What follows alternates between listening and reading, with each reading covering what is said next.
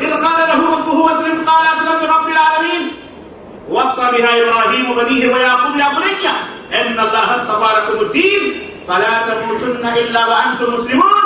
یعقوب نے اپنے بچوں کو جمع کیا اور کہا تمہیں اللہ تعالیٰ نے یہ دین دیا ہے اور جب مرنا تو مسلمان ہو کے مرنا. کیا مرنا؟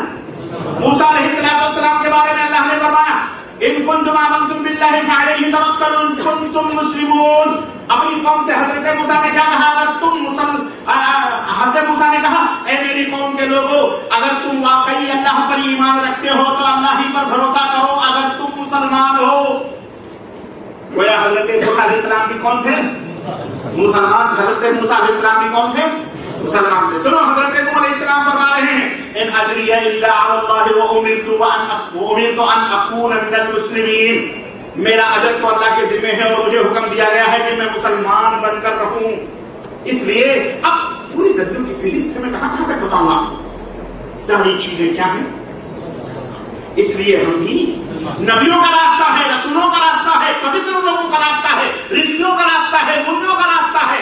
اے یہودیوں, اے نصرانیوں, اے ہندوؤں, اے زردشتیوں, اے بھشٹوں, آؤ ہم جس راستے پر ہیں یہ نبیوں کا راستہ ہے, یہی رسولوں کا راستہ ہے, یہی رشیوں کا راستہ ہے, یہی منوں کا راستہ ہے اور یہی صالحین کا, یہی اولیاء کا, یہی شہداء کا یہی راستہ ہے. آؤ ہمارے پیچھے پیچھے, یہی راستہ تمہیں مکتی دے سکتا ہے, نجات دے سکتا ہے, سورگ میں پہنچا سکتا ہے, جنت میں پہنچا سکتا ہے.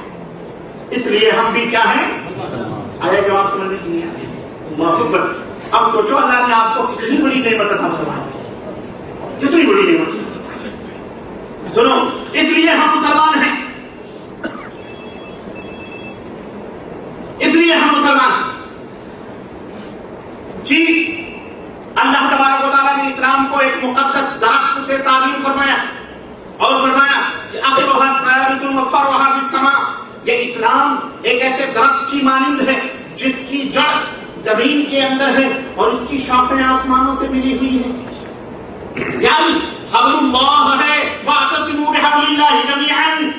اللہ کی رسی ہے جو اللہ کی رسی آسمان سے بیت معمور سے لٹک رہی ہے زمین کے اوپر, اور یہ قرآن کریم ہے اور محمد رسول اللہ صلی اللہ علیہ وسلم کا فرمان ہے فاعتصموا بحبل اللہ. یہی اللہ کی رسی ہے, ہم نے اس کو پکڑی ہے اور جو اس کو پکڑے گا وہ اللہ تک جائے گا اور جنت میں جائے گا, جو اللہ تک جائے گا, اور جو اس کو نہیں پکڑے گا وہ جنت میں. اس لیے ہم مسلمان ہیں. اور جہاں تک اسلامی تعلیمات کا فیصلہ اگر اس لیے ہم مسلمان ہیں کہ اللہ نے ہمیں تمام کائنات کے سامنے اپنی گردنوں کو کھڑی رکھنے کا حکم دیا اور کہا لا تسجدوا للشمس ولا للقمر. نہ سورج کو سجدہ کرو نہ چاند کو سجدہ کرو, کبھی ان کی روشنیوں سے مبہوت نہ ہونا, متحیر نہ ہونا, کبھی ان کی روشنیوں کو دیکھ کر کے یہ نہ سوچنا کہ ہمارے رب ہیں یہ ہمیں فائدہ پہنچا سکتے ہیں. کوئی فائدہ نہیں پہنچا سکتا ہے, فائدہ پہنچانے والا صرف اللہ. اس لیے نہ سورج کے سجدے کرو نہ چاند کے سجدے کرو. ارے میاں جو اوپر والا ہے سورج اور چاند, جب اس کے سجدے کرنا حرام ہے تو جو تمہارے پیروں کے نیچے کوڑے کر رکھتے ہیں ان کے سجدے کرنا تو بطور ہوگا. کوئی سورج چکر کر رہا ہے, کوئی سمندر کا سجدہ کر رہا ہے, کوئی زمین کا سجدہ کر رہا ہے, کوئی مٹی کا, کوئی کنکر کا, کوئی شنکر کا, کوئی پتھر کا, کوئی حجر کا, کوئی شجر کا, کوئی پیڑ کا, کوئی پودے کا, جس کو دیکھو کوئی گائے کا. ہمارے یہاں تو ظلم بھی ہوتا ہے, گائے کی مونت بھی پیتے. اعوذ باللہ. ایک مشرک کا یہی حال ہوتا ہے میرے بھائیوں, جب عورت اپنے شوہر کے شوکت سے قدم باہر نکال دیتی ہے نا تو پھر وہ کہاں کہاں ٹھوکریں کھاتی ہے کوئی بتا سکتا ہے؟ نہیں سمجھ آئی؟ آپ لوگ اصل میں تھوڑی دیر کے لیے پتہ نہیں کہاں, تھوڑی دیر کے لیے پتہ نہیں کہاں چلے جاتے ہیں. یہ دیر سے ہی کرنے دو, جتنا کام کر رہے ہیں آپ اپنا کام کرو. آپ لوگوں نے جاتے شیطان, میں نے ایک بات کہی بڑی ہے جو آپ لوگ سمجھے گی. عورت جب اپنی شوہر کے چوکھٹ کو کراس کر جاتی ہے تو کہاں کہاں منہ مارتی ہے, کسی کو کچھ, کسی شرابی کے ہاتھ لگ گئی, سانی کے ہاتھ لگ گئی, ڈاکو کے ہاتھ لگ گئی, چور کے ہاتھ لگ گئی, کہاں چلی گئی کچھ پتا. ایسے ہی جب کوئی کلمہ پڑھنے والا رب کے دروازے کو چھوڑتا ہے تو کہاں کہاں وہ جا کے بھٹکتا ہے, کوئی درگاہ پر, کوئی کھپچیوں پر, کوئی شدوں پر, کوئی چندوں پر, کوئی علموں پر, کوئی بازاروں پر, کوئی مردوں پر, کوئی ہڈیوں پر, کوئی کتے شاہ, کوئی بلی شاہ, کوئی طوطے شاہ, کوئی کھوتے شاہ, کوئی خزرے شاہ, کوئی اجالے شاہ, کوئی مدیرے شاہ, کہاں کہاں جا جا کر کے اپنے ایمان کو رسوا کرتا ہے, اس کا کوئی بھروسہ. یہ ہے مشرک کیا نام میرے عزیزو. لیکن یہ اسلام ایک ایسی دولت جس نے کہا کسی کے سامنے اپنی گردنوں کو نہ جھکاؤ، جھکانا ہے تو احکم الحاکمین کے سامنے، وہی جو چاہے کر سکتا ہے۔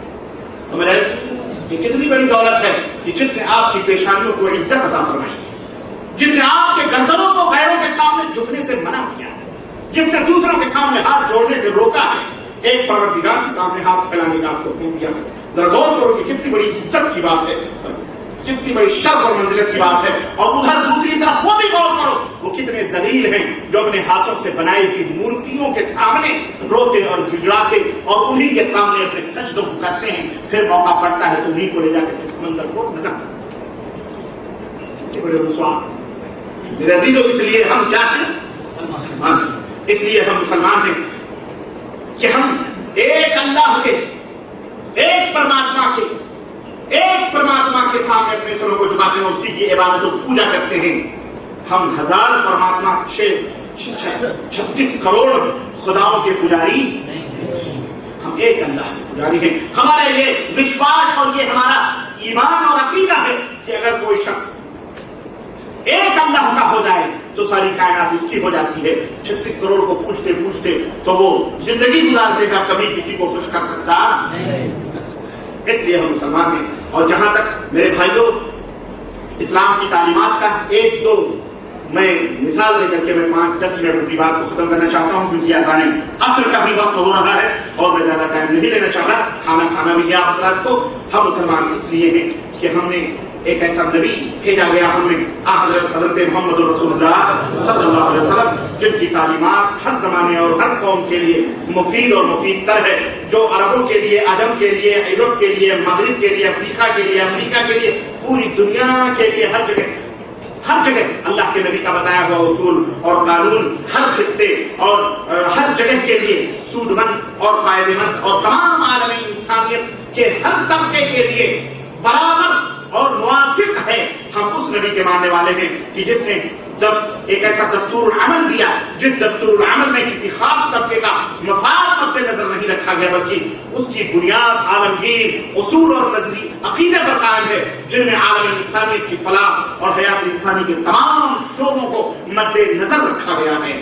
اسلام، ہم اس لیے مسلمان ہیں کہ اسلام سہل دین ہے، سہل دین ہے، دین فطرت ہے، جس میں نہ تنگی ہے، نہ بندش ہے، نہ گرا ہے، نہ بوجھ ہے، نہ ہی اپنے ماننے والوں کو ترقی سے وہ روکتا ہے، نہ کاروبار سے روکتا، نہ بزنس سے روکتا، نہ تجارت کو روکتا، نہ کاروبار کے پھیلانے پر پابندی لگاتا ہے، بلکہ اسلام مکمل ترقی اور کامیابی کا کیا ہے؟ راستہ ہے، جینا۔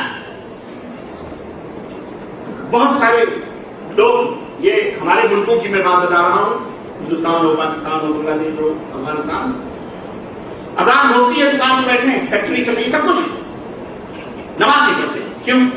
ڈر رہتا گراہک نہ چلے، گراہک کے خوف نہیں جاتے، بعد میں پڑھ لیں گے، یا بعض لوگ 3-3 4-4 وقت کی اکٹھے پڑھ لیتے ہیں۔ استغفر اللہ، یہ پتہ نہیں کون سی نماز انہوں نے ایجاد کی ہوئی، نماز ہی پڑھ لیا۔